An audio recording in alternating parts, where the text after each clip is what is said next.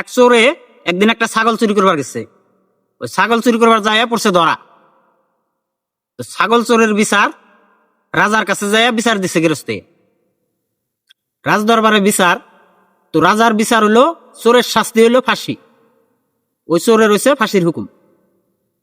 তো ফাঁসির হুকুম দিল যে আগামীকাল এই চোরের ফাঁসি দেওয়া হবো। তো চোরের নিয়ে জেলখানায় বন্দি করে রাখছে। তো রাজার সেনাপতিরা যায় জিজ্ঞাসা করতেছে, এই চোর, তোমার কোনো শেষ ইচ্ছা আছে নাকি? আগামীকালকে তোমার ফাঁসি, যদি তোমার কোনো ইচ্ছা থাকে তাহলে কহারো তুমি। তখন চোরে কইলো, ফাঁসি যদি হবো, ইচ্ছা তো একটা আছে আমার। তাহলে কও কি ইচ্ছা আছে? কয়, না মন্ত্রী সাহেব, আপনার ঘরে এনে কওয়া যাবো না, আমার রাজ দরবারে নিয়ে যান, আমি রাজার সামনে রাজ দরবারের কথাটা কম। তখন রাজ দরবারে নিয়ে গেল। তো রাজা জিজ্ঞাসা করলো যে কি তোমার শেষ ইচ্ছা, কও তুমি। তখন ওই চোরে কইল, রাজামশাই, আমার কাছে একটা বস্তু আছে, এই বস্তুটা আপনার দিবার চাই। যে কি বস্তু? যে আমার কাছে একটা গাছের বীজ আছে। এই গাছের বীজ হইল, এই গাছটা হইল মানে ইচ্ছাদারী গাছ। এই গাছের যে বুনবো বা এই গাছের কাছে যে যা চাবো তার মনের আশা সব পূর্ণ হবো, এমন একটা বীজ আছে আমার কাছে। এই বীজটা আপনার দিবার চাই আমি। তো এই বীজটা বুনা রাখবো। তাহলে এই বীজটা বুনার একটা শর্ত আছে।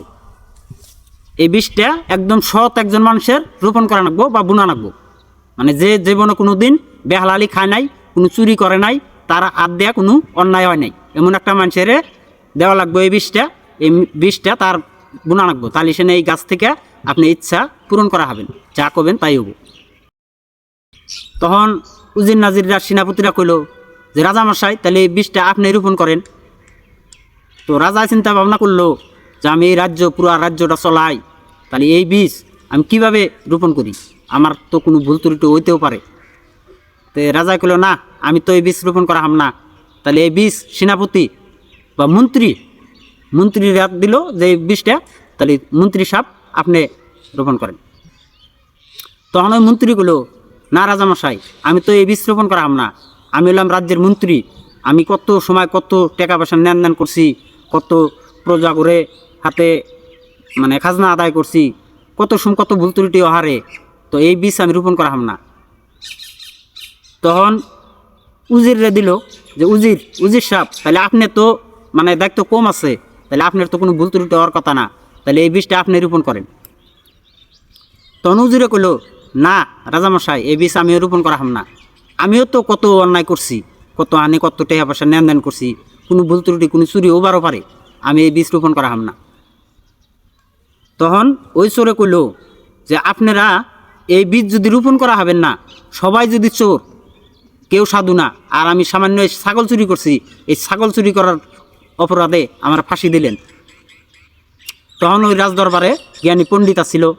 তো পণ্ডিতে কইল, না রাজামশাই, এটা তো তাহলে এই চোরের হাতে অন্যায় করা হয়েছে, এই চোরের তো ফাঁসির হুকুম দেওয়া যাবে না, এই ফাঁসির হুকুম বরখাস্ত করেন। তো রাজা তখন চিন্তা করে দেখলো, ঠিকই, আমরা এত বড় বড় মানুষ, রাজা মন্ত্রী, তাগরেই ভুল হয়েছে, তাগরে যদি চুরি হবার পারে, তাহলে এই চোর, সামান্য চোরের শাস্তি আমি ফাঁসির হুকুম কী করে দেই। তখন ওই ফাঁসি খারিজ করে দিল। তখন ওই যে পণ্ডিতে কইতেছে রাজারে যে, না রাজামশাই, এই চোরের তো এন থেকে বাইর করা যাব না, এই চোরে যদি বাইরে যায় সব কয়ে দেয় আমাকে গোমর কথা, তাহলে আমরা তো প্রজাগোর কাছে ছোট হয়ে যাবো গা, আমার মান সম্মান থাকবো না। তাহলে রাজায় কইলো, তাহলে কী করা যায়? পণ্ডিতে কইলো, তাহলে আরে একটা চাকরির ব্যবস্থা করে দেন, আমাকে এই জায়গায় থাকবো, বাইরেও যা হবো না, আর কারো কাছে কও হবো না। তখন রাজা ঠিকই সিদ্ধান্ত নিল যে তাহলে কী চাকরি দেওয়া যায় আরে। তখন বড় পদের একটা মন্ত্রী বানাই দিল। ওই চোরের লাস্টে মন্ত্রীর একটা চাকরি দিয়ে দিল রাজদরবারে, ও মন্ত্রী হয়ে গেল। তো চোর হয়ে গেল মন্ত্রী। গল্পটা আজকে আমার এই পর্যন্তই। যদি ভালো লাগে একটা লাইক, একটা শেয়ার করে দেবেন। আল্লাহ হাফেজ।